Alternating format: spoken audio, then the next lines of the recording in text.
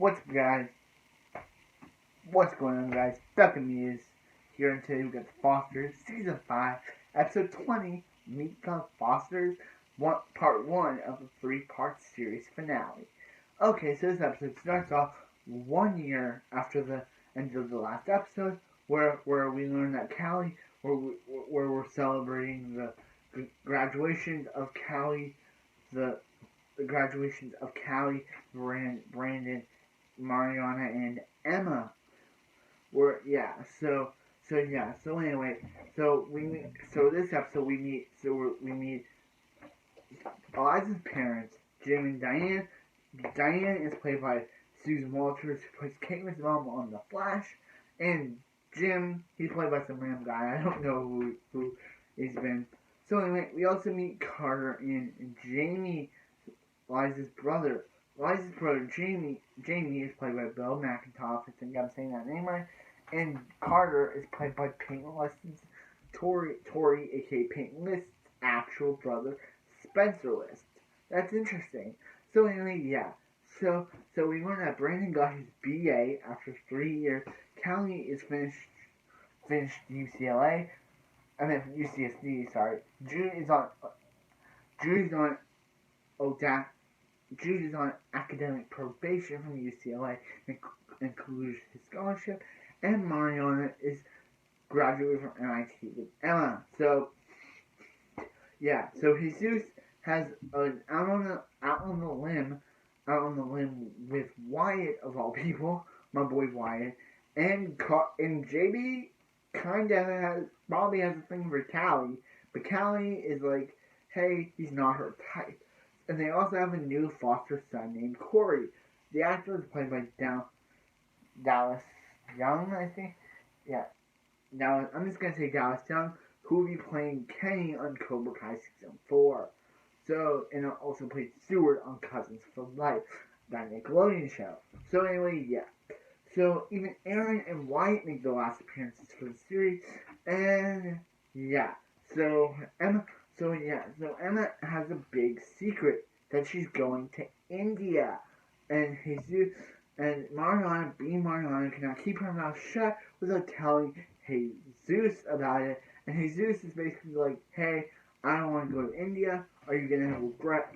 I don't want to go to India, Emma. Are you gonna have regrets about doing it?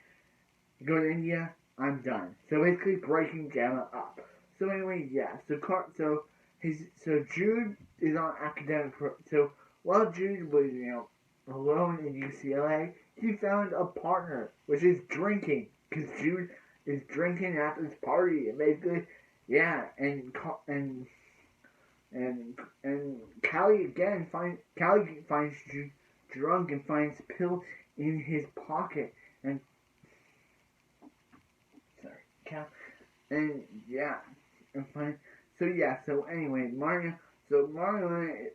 Mariana reveals that she and Matt got together after during MIT, broke up, and then after Matt joined a band called Dark Veil, and then Matt gave her craps, which is kind of like, what? Why would Matt go do that? And Jamie even like, hey, I like that band, but his bass player sucks. Basically, Matt is probably the bass player of Dark Veil. He's basically, so anyway, Mariana and Matt did get back together, but then broke up. So Mariana wants to go backpacking through Europe, but no one believes that Mariana can do this. So Mariana is basically jokingly asks Wyatt to go with her, but Wyatt takes it seriously to go with her, and Jesus is mad at Mariana. He's like, hey, Emma just bailed on him, and then he's bailing on him too.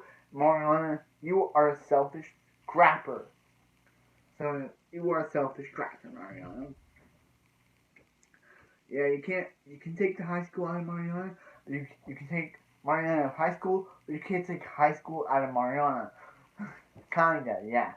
So anyway, yeah. So Jamie is saying about how so Jude is talking to Jamie, talking to Carter. Sorry, Jude talking to Carter played by Spencer List, and he's like, he has a girlfriend, she's a scholar major or something, and yeah, and Jude's basically like, oh, I sense a gay vibe with Carter, and basically he's like, so yeah, so anyway, so yeah, so yeah, so we learned that Steph is not a cop, she is a social worker, she she is a so she is a social worker, and she helps abused women or something, and Lena is running for state assembly.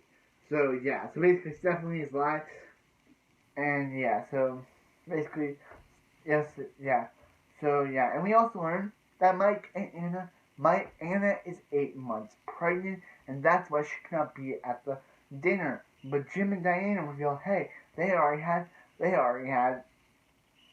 talked to Mike and Anna, and probably the baby this time is Mike's because they're kind of married. So yeah, that's what we can expect. That Mike is the father of Anna's unborn baby that we will never get to see in the show. It's only a mention. But anyway, yeah. And this kind of pushes Stephanie the wrong way. And Stephanie, so yeah, so anyway, so yeah, so anyway, we get the reveal of Brandon and Eliza's backstory is that Eliza used to work for this film, was doing this film for this student film Brandon was working on, and basically, and their story is basically different. Brandon thought he ran up to Eliza and asked her for coffee. Eliza thought that she ran up to him and asked him for coffee, and it's just so yeah. So they started talking about the various professors, and then Brandon opened up about Grace, and it's just like yeah. And then Brandon kissed, and as soon as Brandon and Eliza got out of the coffee house, Brandon kisses Eliza, and it's just like, so, yeah, as I said in my last review, we don't know nothing about Eliza. All we know is that she's shy, she plays the cello, and the family knows nothing about her. Neither do I. So, at least with Grace, we knew stuff about her, so I feel an attachment to Brandon's girlfriend or fiance because we know nothing about her. With Courtney, we knew a bunch about her. With Callie, we knew bunches about her. With Talia, we knew bunches about a little bit about Talia, but who cares about Talia?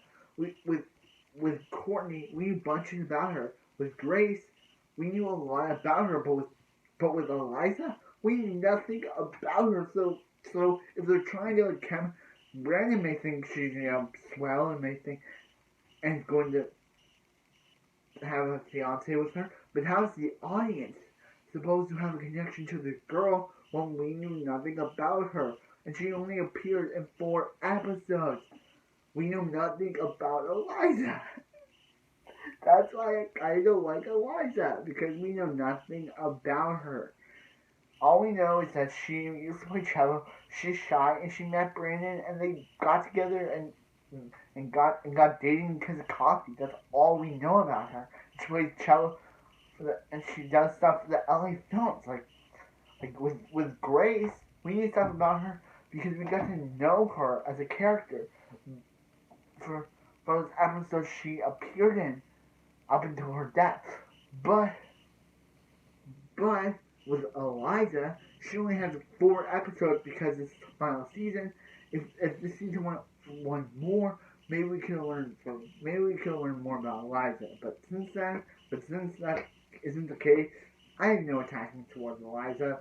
She's just Brandon's girlfriend, Brandon's fiance. But anyway, sorry for that rant. I just like Eliza. Anyway, yeah. So let's talk about.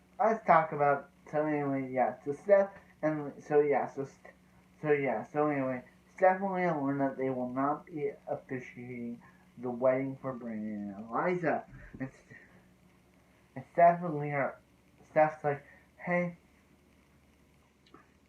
Leah's like, hey, don't ruin this for Brandon, or he'll never talk to us again. When Callie and Mariana get married, we can go Mama Zilla on their weddings. Anyway, yeah. But they're making them wear these dresses, which I don't want. I don't think they look good, and shoes, and so yeah. So and Corey's mom, yeah. So Corey's mom is getting back in touch with getting back in touch with him and stuff, and it's just like okay. But anyway, yeah. But he's like, I want you to be my mom, Stephanie. Corey's like, Stephanie, I want you to be my mom's. So anyway, yeah. And she's like, we're not gonna let the judge take give your mom custody. His mom's a drug user, and yeah. So anyway, yeah. So yeah. So yeah. So anyway, yes. So yeah. So that's kind of it for this episode. That's kind of it for this episode. It's okay. Wyatt and Aaron make their final appearances for the series. It's okay. But anyway, yeah. So, like, comment, subscribe. I hope you guys have a wonderful night. And I'll see you next The Fosters for part 2 of 3 of the series finale of The Fosters.